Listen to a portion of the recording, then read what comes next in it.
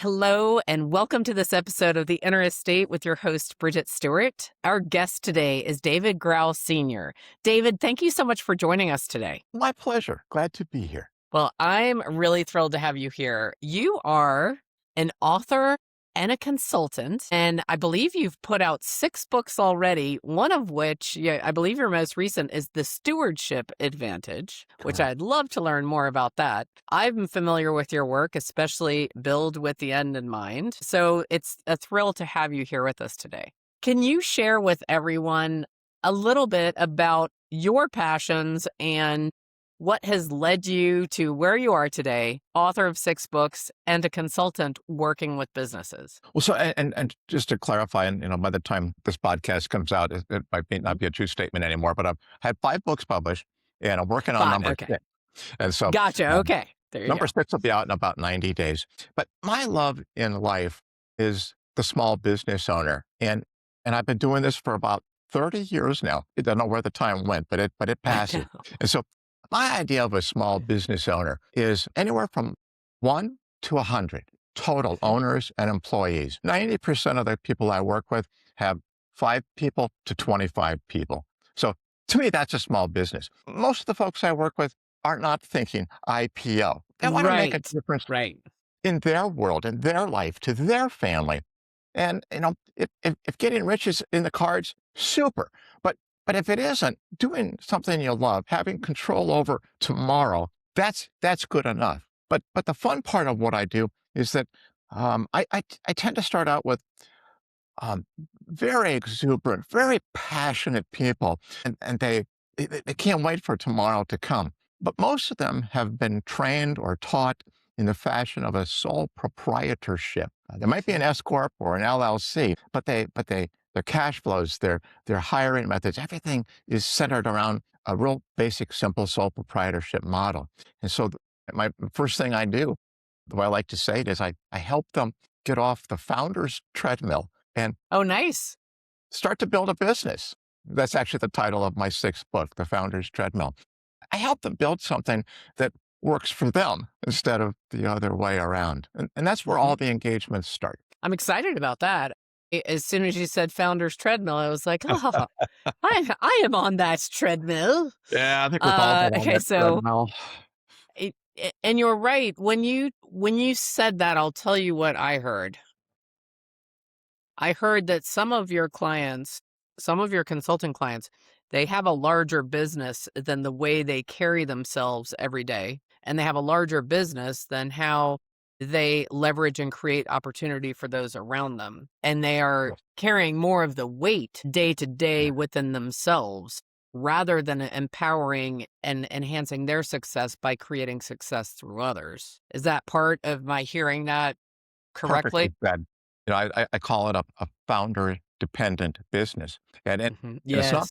by accident, right? But when you have a passion to start a business and go out and do it, a lot of times it is just you. And Right. you step on that treadmill, and for the first time, it's your treadmill.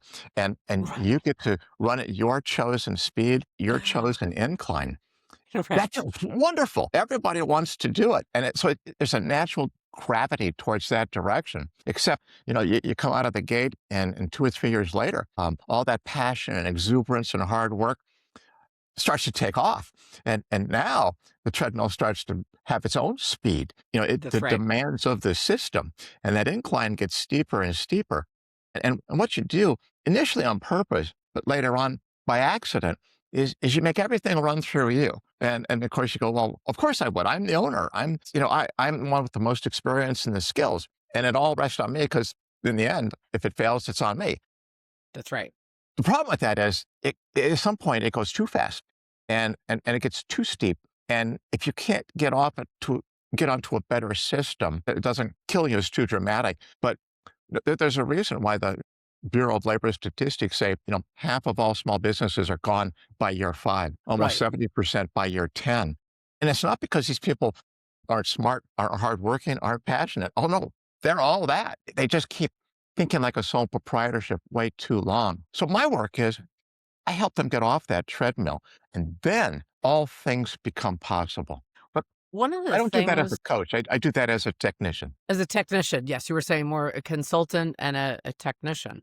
Now, the intriguing part to me about everything you were sharing is there's the impact on the founder, right? Which you very eloquently described, and I'm sure anyone listening to us can probably relate to either right now or at some point in their history if they're drawn to this podcast. The other thing that can manifest is that the people, the talent that you sought out, captured, Yeah. hired, brought into your world, if you're hanging on too much to the work and it all has to be through you, then it jeopardizes that talent that you went to the trouble of finding. Yeah. And it diminishes their enjoyment of being a part of the big world that you're creating. Yes. And so that's when I'll give you this example, David Sr., and I'm curious if you've had this happen. Successful business owner, the founder, they're on the treadmill. Everything has to, their eyes have to be on it because it's their name and their reputation and me, me, me. They find this great talent. Talent's unhappy. They don't know. And oh my gosh, I was sideswiped. They all left me in the middle of the night. And when they left, they took half my team. Ooh, boo hoo. And they aren't seeing how they were part of that because they were not fully allowing the talent they found to bloom. Am I on to something there? Is that another manifestation of the Yeah. founder treadmill? I think that's absolutely a part of the founder's treadmill. And I'll just build on that for a second. But what happens if fast forward, you set up a proper entity structure, you build a business that's focused on being profitable and valuable and investable, and you act and fulfill the role of CEO. You don't do all the work, but you orchestrate it. Now, who do you hire to help you? Well, in that role, you would probably go out and say, okay, I need someone to help me in the CFO function, if not the formal title. I need someone who can be my operating officer. I need a chief marketing officer. I need a chief sales officer. But if you turn that around, and get back on that treadmill, and it's the founder dependent model, well, now who do you hire? Well, if you're already doing all those things or you think you're doing them, what you're going to do is probably try to hire another one of you, which is Yes. the wrong person to hire. It just doubles down on your strengths and your weaknesses, and you didn't really add anything. You added help, but you didn't add capacity. And so Right. when I come in as a technician, I like, okay, slow down. Let's look at this from a different angle. Let's just turn the treadmill off for a little bit, step off, and look at it from a different perspective. And sometimes it's just, mind blowing, or maybe liberating is a better word. When you Right. can get people to find, at first, the typical, treadmill runner kind of fights it and goes, no, Hmm. there's this reason and there's this reason. And I've been so successful for the last 3 or 4 years. And Right. it's like, well, I've been on that treadmill and you'll be successful probably for another 2 or 3 years, but you will hit a ceiling. And then you're going to have to go back and rebuild the whole thing. And so best to start that sooner than later. Then later. Now, is this something that only impacts business owners? Is this something, let's say that I am in corporate America and I've reached somewhere where I'm in the C-suite. Is this something that would also impact someone in a leadership role or a management role with another company? Or is this really just for people that are founders of a company? Like, explain that difference to me. Well, so the first thing I do is help a new owner, the decision maker through whom everything runs, to start to imagine a um, different system and process for the business. And so we get off the treadmill. Let's build the business so that it can still be around past that 10-year barrier. And now, once you start to build that business, you get the right entity structure in place. You get your cash flows figured out. You understand that wages and profits, those are different. Yeah, they're all income, but they're taxed different. They do different things. They reward different functions. Once we get through the foundational building process, then we can start to build with the end in mind. In my- And this is where, to answer your question, this is where next gen talent comes into play. So Mhm. why would your son or your daughter or a key employee want to commit their career to what you're building? Well, if you're running a treadmill, they don't. They don't. They might get on their own treadmill, but they're not going to get on yours. But if you build a business that literally your mission is to sell that business internally through a succession plan to a group of next gen talent 15, 20 years from now when it's worth 5 times as much. And you'll help finance it, you'll help guide it. Now, when you sit down to interview that new incoming, you know, dreamer, that, 23-year-old fresh out of business school, now Hmm. you got something to talk about. And Right. they've got something to think about. Now, I couldn't think that far ahead at age 23. But, after people go through a couple of jobs, you start to think, okay, it'd be a lot easier to build on something than to start from scratch. That treadmill looks kind of rough. And so that's what build with the end in mind is for. It says single owner in most cases. What happens when it's all over? How does your story end? And it Right. is your story to write. And so if your goal is to build something that can outlive you, build something that can take care of your current clients, children, and grandchildren, well, that doesn't happen by accident. You got to start Right. building that 10 or 15 years ahead of time. If you do, that's a special kind of reward. I think that's pretty remarkable. So when you look at creating, because what you're really talking about is the overall culture of a company. And are you building a culture of a company where that 23-year-old dreamer talent comes in and they're able to see there would be a place for them in your world 20 years from now It is, I if think, they wanted it? it is remarkable. It is incredible. But not a lot of businesses think that way. Most of No, them are busy trying to survive. So correct. I don't coach them, but I give them the technical foundations and the security structure, the tax structure. I make it fun and enjoyable, I think, and, Hmm. and you can decide for yourself, when you read my book. But I try to make it very non-internal revenue code. It's, Right. presented in such a way that I believe it's very empowering. My first book was literally written, I say, for people my age, um, 50, 60 years old, who are starting to see, I get a sharper, clear look on what and how their story might end and what they'd like to do with it. But then I took and I turned that around and I wrote a different book for the 30-something-year-olds. Perfect. It's a totally different perspective. And of course, way back when I was 30-something years old, I bought into a company like this. And I remember enough of how that looked and what I was worried about and, Hmm. my spouse was frightened about. So I wrote a book for the 30-year-olds, and I'll throw a few 20-year-olds and 40-year-olds in there as well. But it's Right. for these folks who go to work every day, usually in some type of a professional services environment. Doctors, dentists, lawyers, architects, financial advisors, independent insurance folks, real estate Hmm. agents, Yep. anybody who has a business that could be systematized and operationalized to be more than just one person on a treadmill. And that's most of them. That is most of them. I agree with you. Yeah, it really is. So it's interesting you mentioned that your different books, you had a different reader, so to speak, in mind as you were writing it. It makes me think about ages and stages of anyone who might be listening to you and I having a conversation. Let's say someone out there is in their 50s, they do own their business, they are on the founder's treadmill. Like, is it too late? So let's say that it's a mess. Let's say their structure is not appropriate for the company. They never have their wits about them to even do the research to meet with the attorney to figure out what it should be. Their taxes are messed up. Their sales are doing well, but the Right. staff isn't. Like, if someone is listening to you and I, and they're like, well, that sounds great for someone where it's already pretty together and they can make it better. What if someone's listening to this and they're in a mess? Where would they start with your offerings of books if they want to create change now? Well, I mean, just to be, real blunt, there is no perfect owner and there's no perfect small business. There's always an issue. Something. But I don't think it's ever too late to learn something more and to think about how your story might end. How would you like it to end?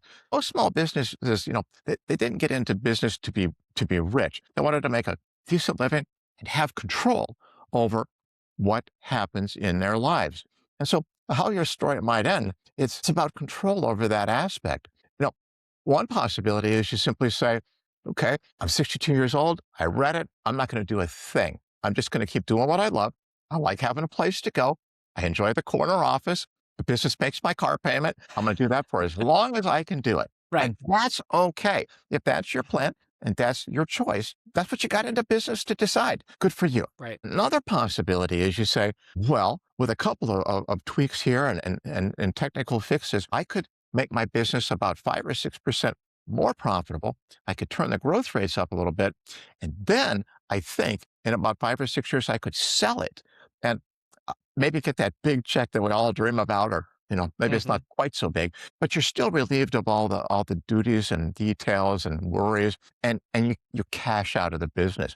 And that's a good choice for some. But in my experience, when asked, 9 out of 10 small business owners who are passionate about what they do and who love to go into work, they don't see a hard stop. And so the only Right. way to keep going, but at the same time to throttle back, is to bring next generation talent in. Act as the CEO, mentor this talent. And I don't do necessarily a lot of family businesses. I do a lot of Right. family-like businesses with a son or a daughter and 1 or 2 or 3 non-family members, and they all get along like family. But you take that business and you set it up so that these folks can buy in.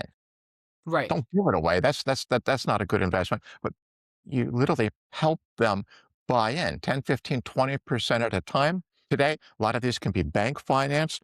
So, Hmm. as an owner, you go from 100% owner of an S Corp to 70%. And you sell your key employee, your son, your daughter, 3 people, 10% each. Right. And if that's a business is worth $1.5 million, you take about a third of that off the table, long-term capital gains. And you know what you do next, Bridget? You come What? back to work.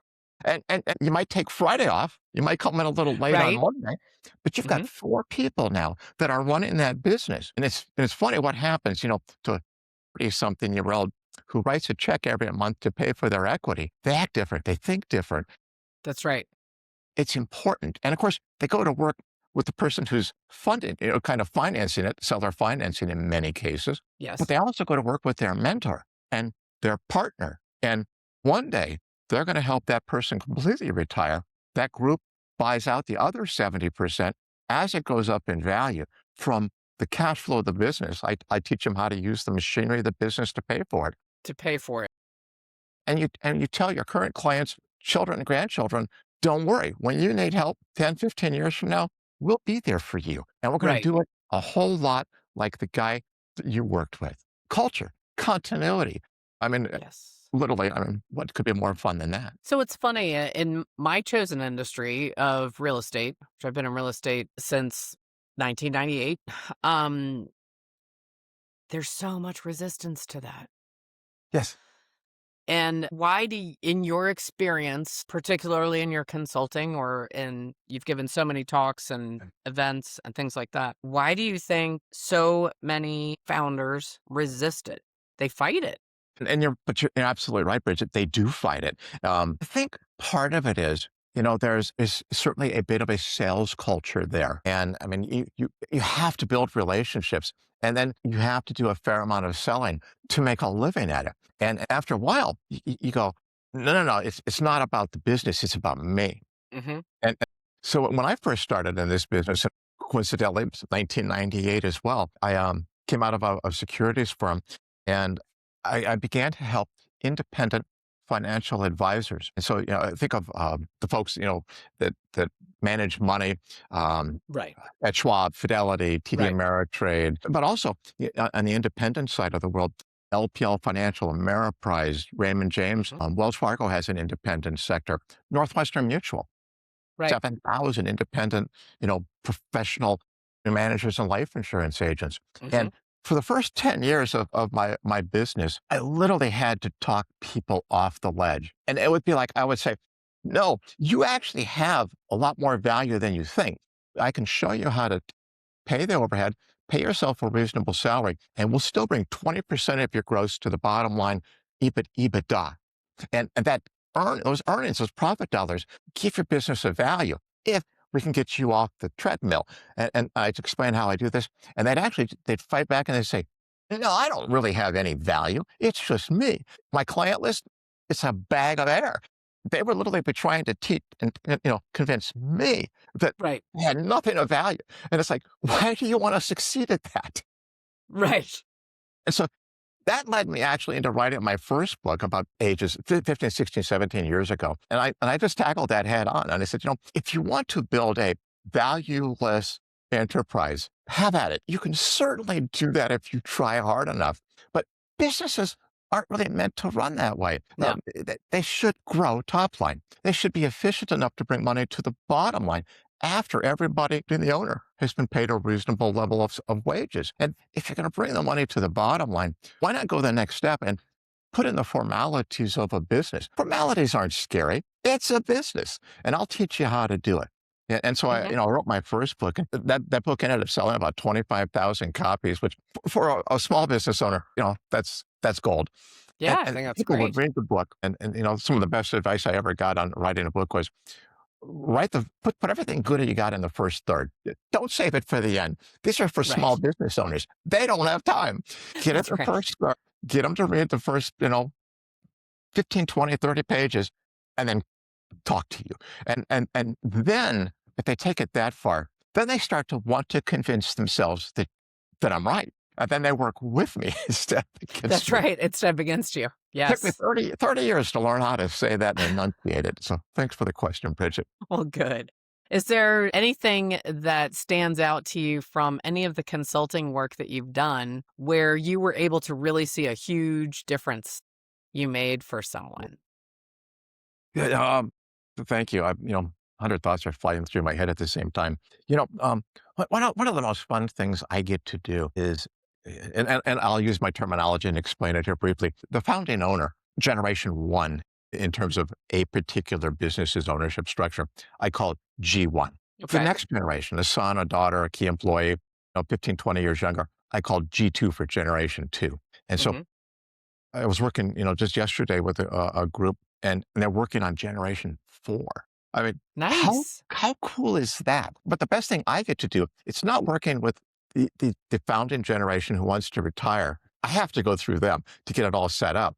But it's so Right. much fun to get two or three.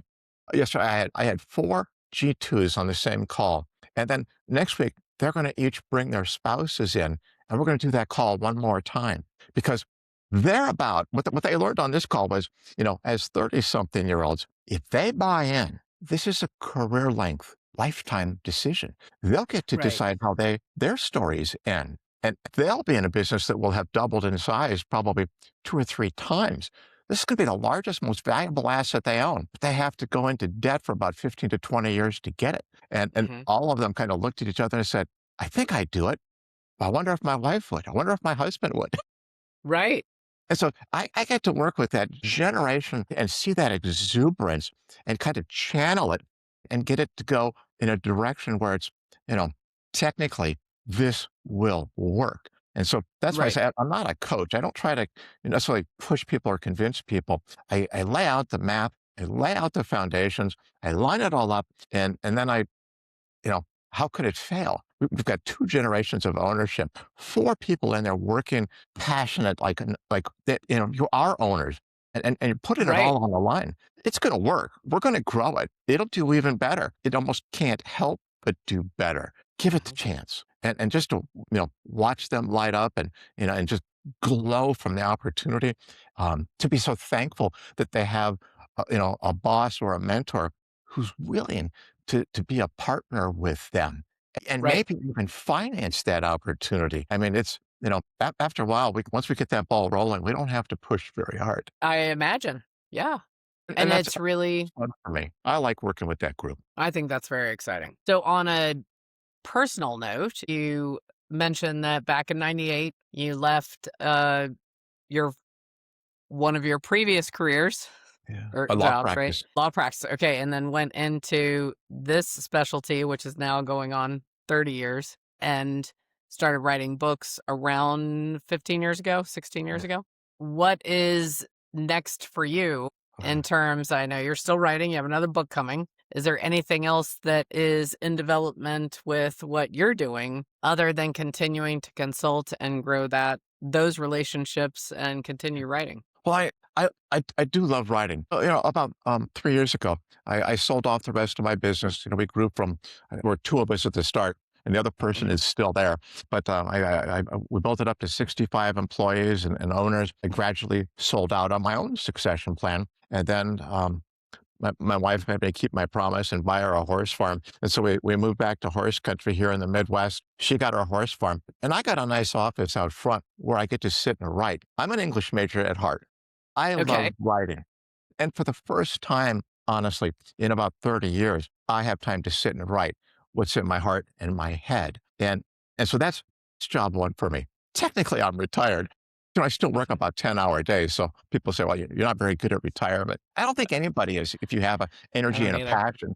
Right. This is retirement. And then what I, when you write books for a living, it's a rather solitary pursuit. You spend a lot of time alone with your keyboard and your own thoughts. So what I do for fun is I take on consulting engagements. Now I'm a Mhm. force of one. I don't have any, staff, and I don't want to do that again. I've been there, Right. done that. But I take on these consulting engagements on a flat fee basis, at a low kind of minimum level or a higher, I'll help you do everything level. And Mhm. it's fun. I get to work with professional service providers all over the country and in Canada, accountants, architects, engineers, electrical contractors, had a Hollywood studio, they had a off-Broadway production facility. I can't even think of half of them, but all Right. these people from different walks of life. And, well, my friends say, well, how do you keep all the different business structures straight? They're all the same. They're all the same, I mean, right? the, the It the all comes down to regulations the and the same. rules are different. Right. S corp or LL, stability, cash flow, tax efficiencies, ownership, transfers, long-term capital gains. That's all the same. And showing up as a leader or Yeah. showing up as a doer. Like, are you gonna be on the treadmill taking all of it, or are you gonna show up as a leader and you're going to grow and have it? Yeah, that's pretty universal. But it's so helpful to me to actually get on, a call like this and talk to people out there who are, out in the trenches, working through these problems, trying to figure out ownership or how my story ends. And I learned so much by teaching. Right. You learn by doing. I end every week by going, now there's an idea for a new book. I should have put that in the last book. Next time I rewrite it, I'm going to put that chapter in. But I love the touch points of what I do, helping small business owners succeed and build something that outlives them. I mean, that's honestly, that, if there's anything I like better than writing, that would be it. That They would are be it. so appreciative and so thankful. And when you get these people with energy and enthusiasm, and they just need a clear direction, finding it and discovering it together is magical. So I'm curious about the book Stewardship Advantage. And one of the reasons I'm curious about that is that I love the concept of stewardship and being a steward of talents, gifts, resources. I like that. That's a key word for me, is how I'll describe it. Could you share a little bit about the Stewardship Advantage and what people could expect from that book? Thank you. Let me try to put it this way. My first four books were mostly about how to build a legacy, how to, you know, move from a sole proprietorship, get off the treadmill, build a lasting, strong, durable business, and then maybe perpetuate it into the next generation. Those books are all about the how. Like I said, I'm not really a coach. I'm a technician. I'll show you how, and I'll help you do it if you want me to. The stewardship advantage is the why, and Mm. so it's honestly the most non-technical book I think I've ever written and maybe ever will ever write. I was watching the news one morning, and one of the habits I have is I walk about 5 miles a day. I don't Mhm. try. I just have a lot of nervous energy, and I could walk 5 miles and never leave the house. But Or I was going to say, never leave your yeah. office. You could Well, when the walk five weather's nice, miles. I'll head out down the road, and Right. that's where I do my thinking. While I take my phone, I'm not on it. I don't have Mhm. any AirPods or anything, and it's just me and my thoughts. And I Right. was watching the news, I don't know, about a year and a half ago. I was kind of depressed, actually, and I walked out and I thought, what a mess. And I thought, well, it's probably like that for, our parents too, World War II and Vietnam War and the Right. Korean War and, all the political assassinations in the 1960s. And you go, Yeah. okay, it's just a different kind of mess. But what if we could make a little difference, every one of us, every day? And I just personally, believe in you create people with a smile and you do something kind and you say something nice. Right. You never know what that person went through before you saw them. And so I wrote a book about why. If you're a small business owner, and there are 500 million small business owners in the world, why not take what you do and all the lives you touch, what I call, they are called stakeholders, Hmm. your clients, your customers, your suppliers, your employees, your partners, the environment, the community around you. Why not make a formal plan? It's called a stewardship plan. I never saw one before I wrote one, but I'm pretty sure I didn't invent it. We take your business, we create a stewardship plan, and one stakeholder at a time, we decide how we're going to do better for that particular group. You don't have to knock it out, out of the park. You just focus on it just for, a couple of hours. What could we do better for the clients that trust us for services? How could we be a better vendor or supplier or Right. whatever it is you do? With the idea that if you take care of all your stakeholders, it's natural, normal in our world that they'll help take better care of you. That's right. If, you know, not everybody has to do it, but if you had 5 or 6 million people, that's 1% of the small businesses out there that got up every morning and said, let's take care of what we can take care of. Let's start to change the world by making a difference in our own community. And we'll do it with our business. We're all coming into work every day anyway. And Bridget, to go back to your earlier question, as you think about your next hire, that next generation talent you're trying to bring in the door, you're effectively trying to get, that next generation to follow you as a Yes. business leader. And so one of the things I said in the Stewardship Advantage right up front in chapter 1, before you decide who you want to lead, figure out where you want to go. Sit down and write out your mission, vision, and values. Now, that's not hard. It could be a 25-word sentence, but Right. write it down. And if you don't like it, change it next week. But write it out and share it and tell people, all of your stakeholders, who you are, what you stand for, and where you're going. And you'll be surprised who wants to follow. They can't follow without a clear path. And you've got to do that. So why do you work every day? How might your story end? Who do you want to surround yourself with? Well, your mission, vision, and values will help lead you to the answer. That's right. Because it's my most non-technical book, but it was my shot at helping make the world a little bit better. I think it sounds fantastic. And it is So funny to me too. And I'm curious if you run into this, how many people overcomplicate or resist writing down the mission, vision, and values? everybody, Everyone. It's like you said, I uh, finally said to one of my clients who was resisting it for a long time, I said, "You're not chiseling this into 2 stone tablets and yeah, coming down the mountain, and they will never, be, it just starts with something." And I was like, "Okay, this week you have to write something. I don't care what it is. You're not carving it in stone. You're not painting the and if people Sistine want, Chapel. I'll help them write it out. But in the end, it's got to come from in here. It does. So Yes. in the Stewardship Advantage, I started out and I said, well, okay, pardon me for just a moment. This is about small business owners from 1 to 100 people. But just to illustrate how simple this could be, let's look at the McDonald's Corporation, the hamburger company, right? And I said, here's their mission statement. I don't remember, but it's like 15 words long. Here's their vision. It was like 8 words long. Here's the values. And it was like 15 words long. And I did Coca-Cola. And I said, these companies collectively last year, generated X billion dollars in That's profits right. and multiple billions in sales. And this is how they lead. And so it's not that hard. And then I gave, probably 40 examples from, family owned furniture stores to a car wash to a coffee shop to a bakery, Right. what their mission, vision, and values statements were. And usually about 25 words, and it was unique to them. To But them, yes. just looking through all the examples, you go, okay, let me go for a long walk and I'll come back and I'll have it. Yeah, right. And you know what I found is a lot of times when people are struggling. So if you're listening to this and you're struggling with writing down a mission, vision, and values, they're focusing on how they think it should sound and how other people are going to judge it. And Yeah. I say to them, none of that matters.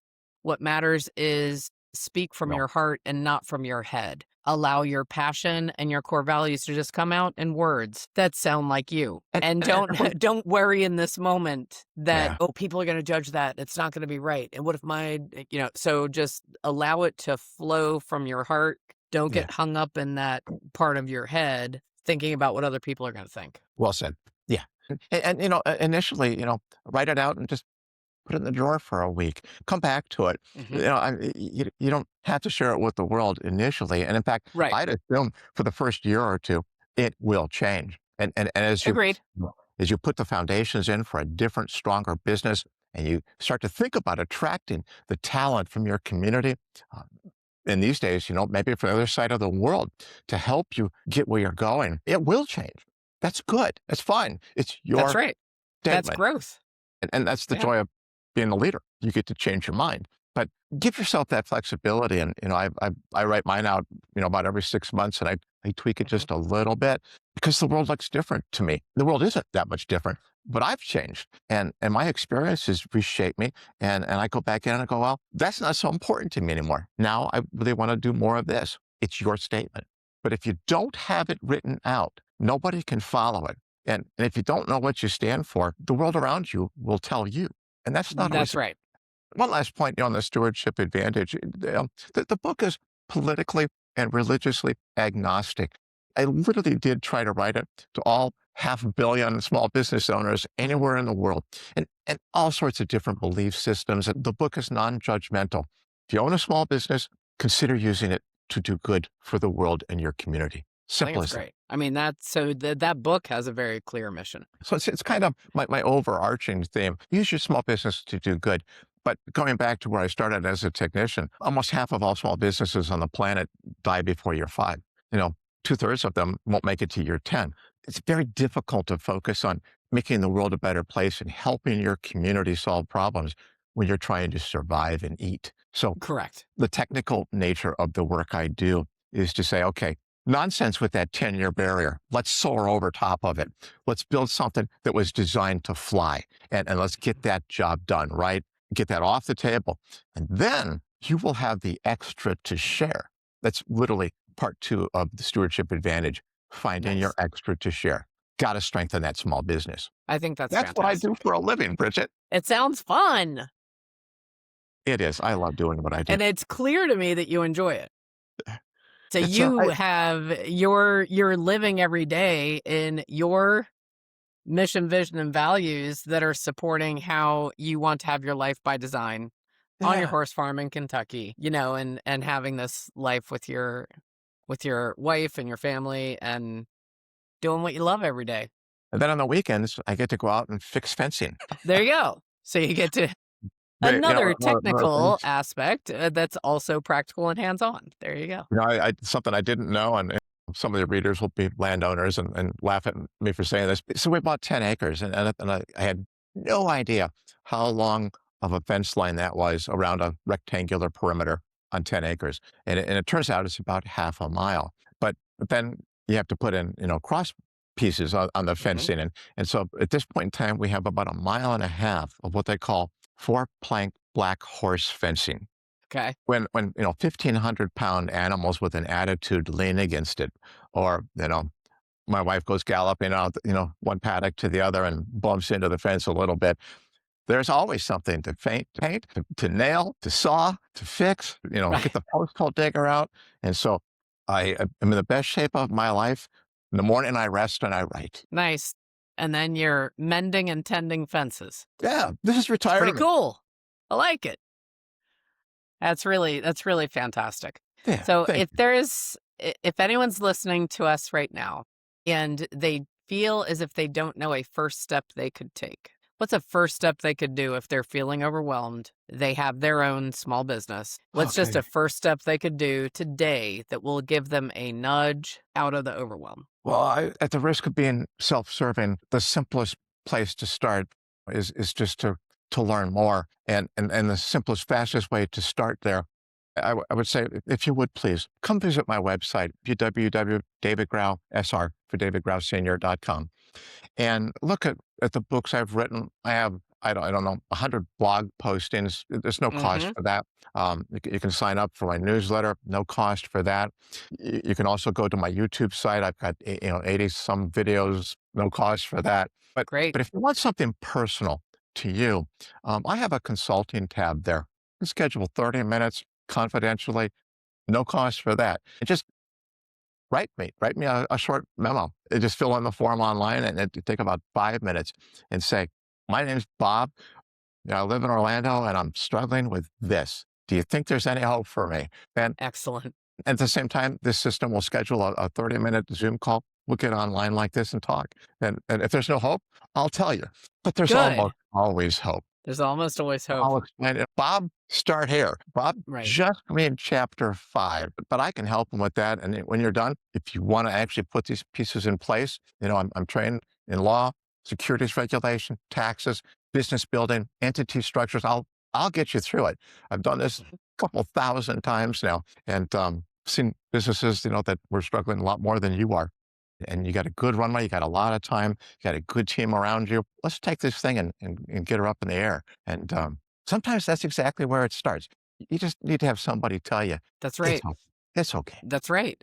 It's that one step. Yeah. And what I'm hearing you say clearly, I'm so glad that you said that, because if you are feeling overwhelmed and it's a cycle of overwhelm, Yeah. get off the founder treadmill trying to do all of it yourself in your own head. Reach out. And Yeah. one of the benefits of reaching out to someone like David is that he's not in your backyard. Well, at least I hope not. Go check out. No, But he's not right in your backyard, meaning you can set up this meeting with David, and it's completely confidential with someone who doesn't have a horse in the race and is not right there in your backyard. So you can just be open. You can literally share. You can ask anything. When you were describing it, I was feeling a sense of relief for a fictitious person who may reach out to you. But you and I both you know what I'm talking about. You know the overwhelm, right? They find themselves and they have no choice but to continue performing every day, because their performance when they're in this cycle is key to having either production or sales or growth or whatever it is that's the metric for their business. They have no choice but to continue performing every day to make that happen. And the overwhelm and the chaos just grows. So please reach out. You do not have to be the one person that needs to solve everything yourself. And there are people out here like David that will be able to shine a light on it. They will be able to give you a second opinion on whether there is no hope or no, I don't like to use this word, but if the value's not there for the effort that would be required, but you're going to be able to get out of the echo chamber of your head. Please reach out. And of course, between the books, some people like to, sit up in a cozy spot, upstairs and read. If you don't like to read, but you don't want to talk to anybody quite yet, the videos, there's, The videos. hours and hours of videos. Like the longest one is 20 minutes that have a lot of this technical detail. And I'm talking to you, but it's just a one-way discussion. And Right. last but not least, some people would like to have a discussion. There's no cost to do it. We'll just get on the phone and we'll just talk. And, like I said, sometimes that's just with G1. Sometimes it's G1 and his or her spouse. Sometimes it's G1 and a G2 hopeful or wannabe. Right. It doesn't matter to me. Hey, David, sometimes it's a G1 and a G2 that doesn't want to be. I run into that in real estate. I'll tell you that. Sometimes, yeah. And sometimes, it's mom or dad saying, I don't understand why my son or daughter doesn't want to invest. Doesn't want to do it. That's And right. so then Yeah. we take it apart and the business is growing at 2% a year on average. It doesn't have any profits. It's the treadmill. And son Yeah. or daughter is smart enough to go, I don't want to live my life on a treadmill. Correct. So it's not a wrong decision, but we can change the question and get you a different answer if you want to. That's right. Yes. Yes. So I'm so glad you said that. And if any of you listening right now, you are having that feeling of either chaos or overwhelm, or sometimes the feeling hides itself as just a sense of, I made these decisions. I created this structure. It was right. I thought at the time, and I don't know if it's right now. I mean, they could have a consultation with you. Correct me if I'm wrong, David, but you probably have some meetings where people think what they have is not set up structure, and you get to confirm for them, like, kudos, great job. You actually did set it up for growth and for scalability, and it's good. But just don't feel as if you have to be a silo out there alone. As I said in the draft of my newest book, The Founder's Treadmill, jumping on that treadmill to start your business is not a mistake. I mean, Right. most of us don't have private equity, or $1 million in seed capital to put into it and hire a staff. If we didn't jump on the treadmill, there wouldn't be a There small wouldn't be business. company. That's And so right. it's the right answer initially. The problem is, when is it the wrong answer? And that's Correct. real hard to see when you're standing there running for your life. And so That's right. having an objective opinion come in to say, it's about time we give you a different system. And Yeah. it's not fixing it, it's evolving it. And there are better ways when you're ready for that. Well, David, I have appreciated this conversation so much. I really, truly hope that you will come and join me again after the Founder's Treadmill is released, because I just think this is, as you said, 500 million small business owners, right? Yeah, And the 10-year ceiling, whatever we want to call that. So I'd love to have you back as a guest again to discuss that. And I want to thank you for everything that absolutely. you shared today. It's clear that your passion for what you do is really flowing out of you, and your clients, I'm sure, benefit from that, as well as your readers and your video watchers on YouTube. If you're a guest here at the Inner Estate, I hope you'll join me again on the next episode. David, thank you again. Bridget, my pleasure. Thanks for having me.